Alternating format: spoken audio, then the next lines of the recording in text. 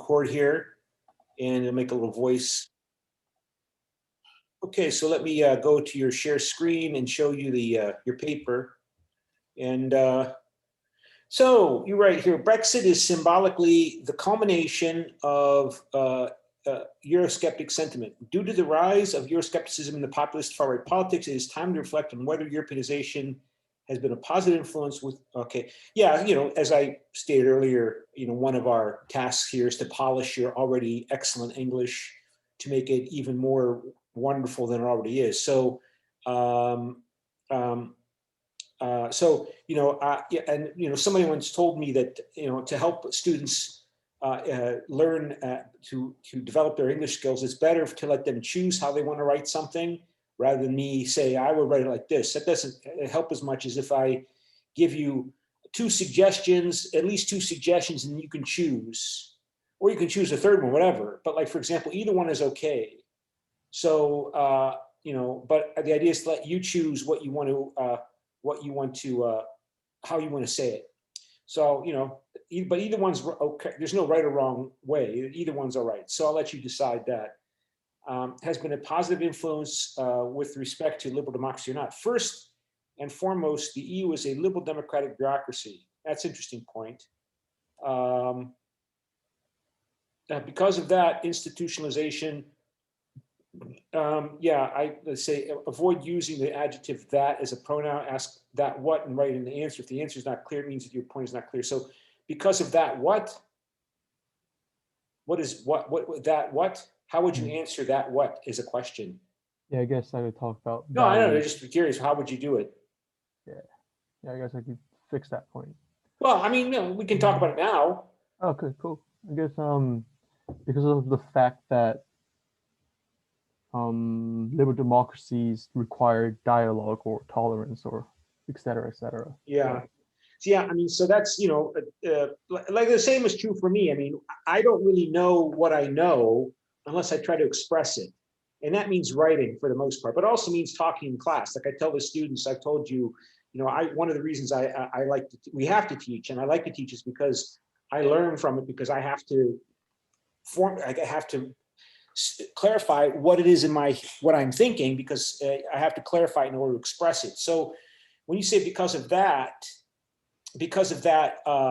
what, that method of control, you know, if you talk about regimes, we talked about briefly in class, you know, in that very abstract notion that there are four general abstract ways by which the authorities can maintain their control over the public to stay the paramount rulers. And there's, you know, normative habitual control, where people just basically don't think about politics, so they don't really care or know who's controlling them. Or coercion, you know, do what I say or I'll hurt you. Or do what I say and I'll pay you off, utilitarian control. I'll give you material benefits and career benefits. And fourthly, do what I want because I represent the spirit of the nation and I'm the leader, and you trust me. So, you know, so if you're saying the EU is a liberal democratic bureaucracy, and if you take that perspective, that, you know, because that's how I'm trained, so that's the perspective I know, you know, it's taken from, you know, this book, you know, that I used in previous classes, that, you know, it's a control system, it's a political system. And a political system, you know, politics, like we talked about in class, influence is not a bad thing. We are always trying to influence each other, right? And so if it's a liberal democratic bureaucracy, it's meaning it's trying to control people without relying upon fear. Do what I say or I'll hurt you, or my friends will hurt you. That's fear. So you want, but you still have to control people. You still have to influence people and persuade them to do what you want them to do.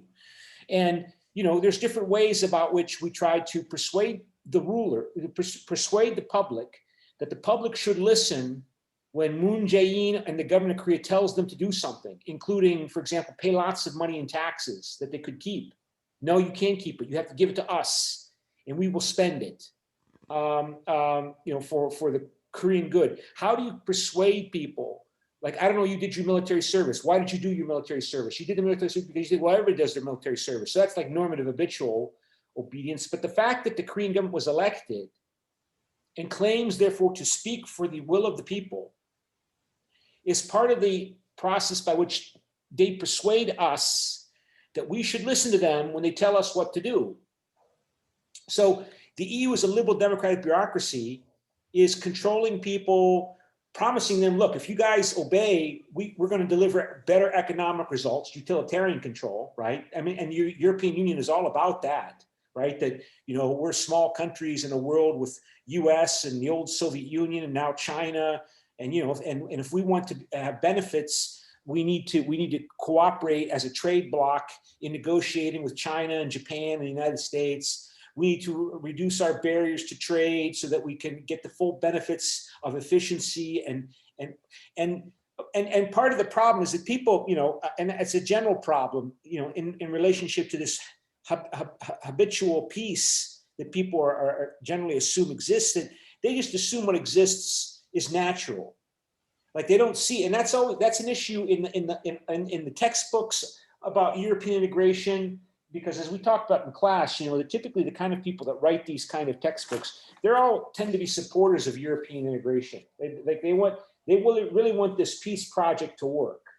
And so why is there Euroscepticism? Well, people just don't really know what the European Union has done for them because they just assume that's normal. But it's really, really hard to build a single market. I mean, so they've gone out of their way over the last 10 years to try to be more proactive in their public relations, to try to convince people that, you know, things you take for granted, like, don't you remember 15 years ago how expensive it was to make a phone call on your cell phone across the border if you wanted to call, you know, I remember when I used to call people on a phone in Bulgaria to call somebody living in Greece, and it was like $1.50 a minute. So almost like 1,500 won a minute to talk to somebody in Greece because it was an international cell phone, an international call. And now it doesn't cost, it costs the same as if you're calling anywhere else in Bulgaria. Just like it costs nothing to call anybody, it doesn't matter. I mean, they've made the one single cell phone market, and that took hard work. That took thousands of people working together, negotiating over their various national telecommunication company regulations and modifying them and changing them and debating them. It took hard work involving lots of energy, lots of people, and lots of effort. And people, you know, they often forget about that. Or cheap flights. I mean, you can fly to Jeju Island, right? How much is it, a plane from Seoul to Jeju Island round trip cost? Not too much money, right? And the same is true in Europe today. To fly from London to Athens to go on vacation on Ryanair is really cheap. But that took lots of hard work. And that's only like in the last 15 years, right? So the European Union has got to do a good job of marketing, of explaining, and sometimes they don't, because, well, it's difficult when most people, they don't really want to investigate these matters. Typically people investigate these matters if they have a direct economic or career interest in them. Like if you're, obviously if you're in the aviation industry in Europe, you're gonna know a lot about this because that's your career, that's your job. Or if you're in the telecommunications industry, you're gonna know all about this. But most people who buy a plane ticket, they're not going to think about the history like, oh, maybe they might, but you have to try to persuade them. So the point is that you're trying to persuade people. And in a world in which people are still generally Germans or French or Italians, and their world that they live in, when they wake up in the morning and they have breakfast and go to work, and they live their life in Rome, they live their life in Venice, they live their life in their town. They might only think about European affairs if they read the news, if they watch what's going on television news, and if they go and shop and they buy some German beer instead of some Italian wine, if you're an Italian, for example. So trying to persuade everybody and have them understand about what the European Union has done for them, even as there are also these agitators out there saying, look at all these black people coming from Africa to Italy. It's the European Union's fault for this, because the European Union is all about liberal democratic respect for human rights. And so according to international law, and the European Union is always talking about rule of law, rule of law, rule of law, including international law. There's an asylum treaty from I think it's 1951, the United Nations Refugee Asylum Treaty, that says if somebody comes to Korea or they come to Italy and they say, I claim asylum because I'm persecuted for my religious or political beliefs back in my home country, that you have to take them in and you have to hear their case and you have to investigate, and then you make a choice you make a decision about whether or not their case is true, or they're lying, or they're exaggerating, or their real reason they left their country is not because of persecution. But that takes a long time. And so people like Matteo Salvini in Italy and others, they say if we were out of the European Union, we wouldn't have to be bound by these international. We could decide on our own what we want to do, and we can decide to follow treaties or not. You can see, I mean, even in Hungary doesn't want to leave the European Union, but they're not even following the European Union's own decisions about how to distribute these refugees coming into Europe from Africa and Asia, even though they decided by qualified majority voting that everybody's supposed to take some. Hungary was in a minority and said, we don't want to do this. They passed it anyway, according to the rules, and Hungary's still not implementing the rules. They're not accepting them. They're saying, we don't care. Well, no. So, so this liberal democratic values these values are often in conflict with nationalism. Because nationalism is about, like we talked about briefly in class, it's about this notion that somehow the nation, there's a collective identity that's more important than individual rights. If you have to choose between collective sovereignty of your nation against individual rights, people will choose collective sovereignty and self-determination over individual rights collectively. And so the paradox here is that if you're a liberal Democrat, you favor freedom of expression and freedom for the individual, then you're going to have to also accommodate nationalism, because that's what a lot of people are nationalists. And they will be, and if some people are not nationalists today, they might be tomorrow if there's a crisis. And you have to accommodate that this nationalistic behavior might at times be in opposition to liberal democratic human rights values. The way the Hungarian, I mean, this guy, Viktor Orban, he wins elections repeatedly in Hungary. Law and Justice Party wins elections repeatedly in Poland. So, if you're going to argue that yes, the European Union does encourage liberal democratic or increase the liberal democratic participation, then how do you understand Euroscepticism? And I think you talk about that in the rest of your paper, right? First, you say, first of all, nationalism has to be addressed. Due to its liberal values, does not act unless every member state reaches consent. Okay, that's a slight statement, but it's definitely desirable. They almost never say, all right, let's vote, because we can't agree. We won, you lose, you're in the minority. They don't like to do that, but they do it. But when they do it, it's really unusual, and they did it in this refugee crisis. So and to Hungary, improve that statement, oh, I'm sorry. Sorry, go ahead.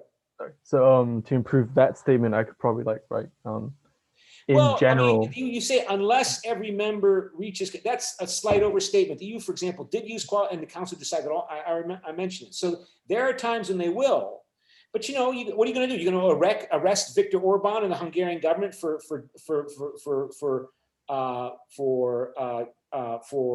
disobeying the law of the European Union? No, they don't. Right? So, yeah, so that's got to be slightly, but they would prefer that 90% of the time it's by consensus. They don't even vote, even though they can on the Council of Ministers. Now, of course, they don't vote because someone can tell. I mean, let's say I'm representing one country and I'm in a minority of one or two, and I don't want to be humiliated, and I don't want my country to be humiliated by, okay, I want to vote. I lost. So if you know you're going to lose, you try to get some kind of face-saving accommodation from others to give you, okay, I lost on this, but I want something else over here on this issue. And that way, you know, people typically don't want to be on the losing side of a vote. It's just human nature, first off, on an individual level. And then it's kind of a scandal because, you know, you can say, well, on the European Council or the Council of Ministers, when it meets, we're not always keeping records. Like the European Council, they're not supposed to keep, they're not supposed to record the talks. People are supposed to be able to, when the prime ministers and presidents meet, they're supposed to be able to say what's on their mind and not worry about it being published in the press. But still, you know, people are people, they leak. So you know, you don't want to, you don't, if you're the prime minister of Spain and you're the only one that votes down something and you lose, it's probably, somebody's going to find out. And it's going to get in the newspapers. And the Spanish people, a lot of Spanish people are going to get upset. And they're going to say, you know what they're going to say? European Union oppresses Spain. So nobody really wants that to happen, but sometimes they don't have any choice and they will vote. And like they've tried to punish Hungary, like I was talking about in class, like for example, remember the European Union is modern. It's modern as an organization in terms of organizational technology. It's modern in terms of material technology. So they tried to establish a European Union border police called Frontex. And Frontex, you know, of course, is going to use all the latest technology. And if you're a poor country like Hungary or a poor country, former communist country, you might think that's really cool because now we're going to have Frontex police teaching our people how to be the most modern police with the most modern technology. And so it was announced like a few months ago, I think it was this year, maybe it was last year, that they pulled out, the European Union pulled out all the Frontex personnel from Hungary. And I think it was because they're punishing Hungary for Hungary not agreeing to implement the immigration policy, which was to, you know, take some refugees. And, you know, and those soldiers, those policemen, they typically are also paid a lot of money. They're paid some money and they're going to spend that money in your country, and which is going to make the stores and the retailers happy. And I think that was partly an issue with Greece as well, right? You know, I mean, Greece is getting some money for holding they only have 80,000 refugees there. But anyway, so yeah, I guess since, you know, we want to continue on here, is because of this, the fact that member states vary in their alignment in European integration and Brussels being more from in policies, that Euroscepticism and policies on the rise. Yeah, this notion of remote from individual, yeah, I mean, you know, most people, like we keep coming back to that point in class, right? That most people are not like us. They don't spend all, I mean, they don't spend all, and we're not criticizing them. You know, we say in English, the world takes all kinds of people to work. So, okay, I get to spend all my time reading the newspaper and thinking about things.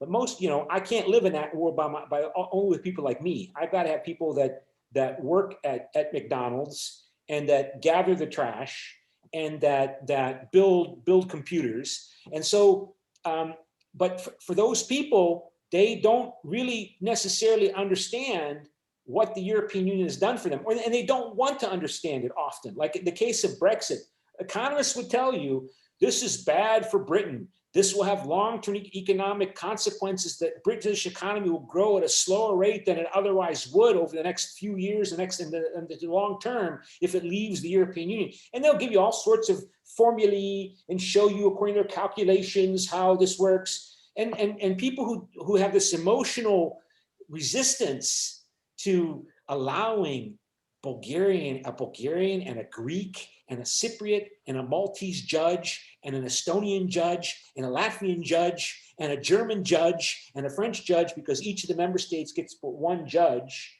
on the Court of Justice of the European Union, that they're going to tell us, the British, how we run our affairs? What is this thing, this Court of Justice of the European Union? And they were getting more and more upset about that when the Court of Justice of the European Union was focused on economic single market issues. They could tolerate it. But over the last 20 years, the European Union has been moving to incorporate the social justice and human rights law that was really emphasized in the Council of Europe. Remember that human rights organization that started in 1948 before the European Coal and Steel Community. And that has its own court, the European Court of Human Rights in Strasbourg. And that European Court of Human Rights is separate from the Court of Justice of the European Union.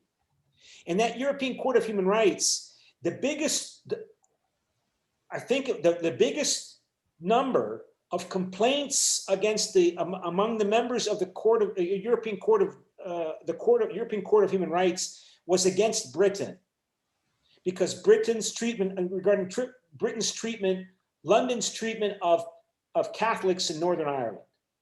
Yeah. And that was humiliating. And partly they would say the reason is because, well, you know, the problem is that Britain doesn't have a constitution. Like Britain doesn't have one single document, you know, one single file, that this is our constitution that lays out how we run our affairs and what are the human rights of people and this economic, like they don't have that. And so what human rights are and how you protect them in the British system is not as clear cut as it might be, because there's no single explicit statement of what are the rights of British subjects. I didn't say British citizens, I said British subjects, subjects to the king or queen. And the point is that's been a source of humiliation to British nationalists for the longest time. That we're the victors of World War I and World War II. We defeated the most evil regime in history, Nazi regime. We are the motherland of parliaments is located in Parliament in London. We are so wonderful, and we keep being humiliated by this European thing, these European institutions. They're going to tell us how to be civilized, because that's what you basically, I mean, if you want to be emotional about these things, that's how you can be emotional. You're going to tell us that we're not being civilized? You, who gave us fascism? So, and the Court of Justice of the European Union was moving over the last 2 decades to incorporate the Council of Europe's human rights law into European Union law through, for example, the social charter. The social charter it contains a statement of the rights of workers. You know, that they have the right to vacation, they have the right to be paid for overtime, that they have the right to union, things that British nationalists might not want to hear, considering when they remember the troubles they had in the 1970s that Margaret Thatcher reacted against, when there was this big trade union movement and strikes all the time, and Britain was weak, and Britain was divided and inefficient, and its economy was not growing. You know, that all comes to mind. So, yeah. So again, we keep coming back to this notion about what did the European Union do? And I guess just to get to the point here. You know, you made this point here I kind of misspelled things, nationalism, right? That one way you can understand what the European Union did was that, it in a sense, it institutionalized European nationalism. And by institutionalizing it in a broader European framework, European nationalism becomes Euroscepticism for the member states. So rather than, you know, fear and suspicion and ignorance, the European Union makes more transparent, more clear through communication and the commitment to communication at all levels of European society, that there's still nationalism, but at least it's a little more clear about what we're arguing about as Germans or French or Italians, or at least there's more consensus about what we're arguing about, even if it's wrong. Like you can say, well, Britain's wrong about its belief about what the how European Union was going to incorporate all of the social labor law from the European the Council of Europe, you know, but at least we know what we're arguing about. There's a consensus about what we're arguing about with each other. And so it's a little bit easier to have to communicate. And it's easier to communicate, and that because there's less concern about what's really going on in London, what's really going on in Berlin, what's really going on in Athens. Well, you can see what's going on because that's what the European Union is all about. Everybody can see in each other's affairs. They're supposed to, and they're legally allowed to. And we all recognize that we're all legally allowed to stick our nose in everybody else's affairs, to use a slang term in English.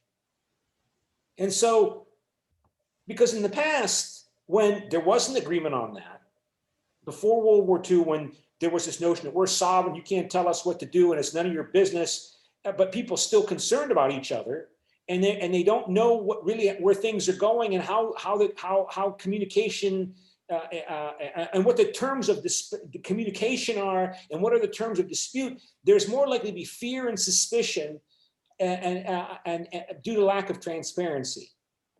And then people react and do things and make public policy choices and foreign policy choices on the basis of, well, we have to prepare for the worst because we might not know fully what's going on. So let's prepare for so we're going to build up our military because we've got to be prepared. You know, who knows?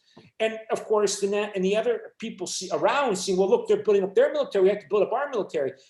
We have to prepare for the worst. And so everybody's preparing for the worst, and they can make the worst happen by preparing for it.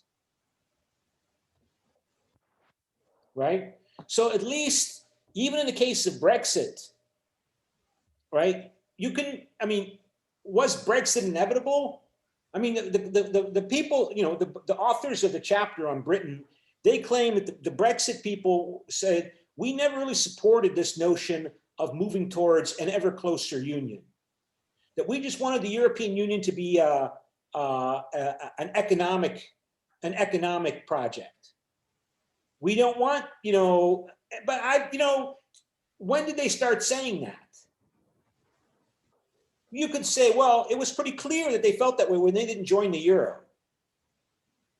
Right? Economic and monetary union began in 1979. The economic and monetary system, the EMS system, began in 1979. So this was no unusual. This was truly expected. And then they didn't fully join it in 1999. And that might have been the indicator. So yeah, maybe this is all happening, you know, 10 years after the Cold War ended in 1989. And then, so in the early 1990s, they decide they're going to call the European community the European Union. And things are going on at this time. Yugoslavia is disintegrating into a war. That war will go on to 1995 with some more fighting up to 2000.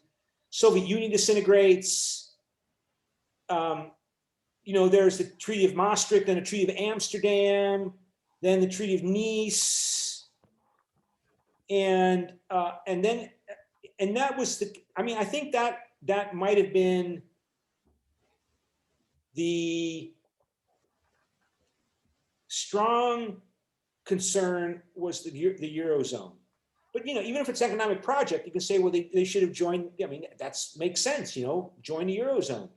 That's just economics. But then they say, well, it's not just that. It was, again, the complaint about that the European Union was moving into this notion that there should be like certain fundamental workers' rights, and that they're going to put this in law, and the Court of Justice of the European Union is going to enforce it. And then they're going to have to start talking about, you know, pensions, common pension policies, common medical care policies. Can some, unlike, you know, despised poor people from Slovakia, some gypsies move from Slovakia to Britain as part of the European Union with the right of movement and say, oh, I'm here in Britain. So Britain, give me welfare payments because we're from poor Slovakia. Slovakia is a former communist country. They don't have any money, but you British people got money. So give us some welfare payments because we're all Europeans. So you can say, well, that's all economics. I mean, you have to have free movement of labor. So, I mean, it's not really clear what that was always the point in terms of functional spillover, that sooner or later, economics becomes welfare policy. The welfare state is inseparable from economic policy. So if you're going to have a single market, you're going to have to talk about, about common environmental standards, common, workers' rights. I mean, for example, like Britain applied to join the comprehensive, and what was it called now? What are they calling it now? Comprehensive trade and economic. I'm trying to find my. I did find a comprehensive economic trade agreement with like. Yeah, that thing that replaced the see Canada there as well. yeah, the comprehensive. This was the thing that replaced the TPP, and that is the and where did it go? I opened it up and share. So let me see if I can find it here. Yeah, so the Comprehensive and Progressive Agreement for Trans-Pacific Partnership. And this is supposed to have, there's some statement about workers' rights and workers' organization, the rights of workers to form trade unions. So you can see here, Britain has applied to join. And, and you look at this, you wonder, why would they apply to join this? But well, because it's not, there's not a parliament for this, and there's not a court of justice for this.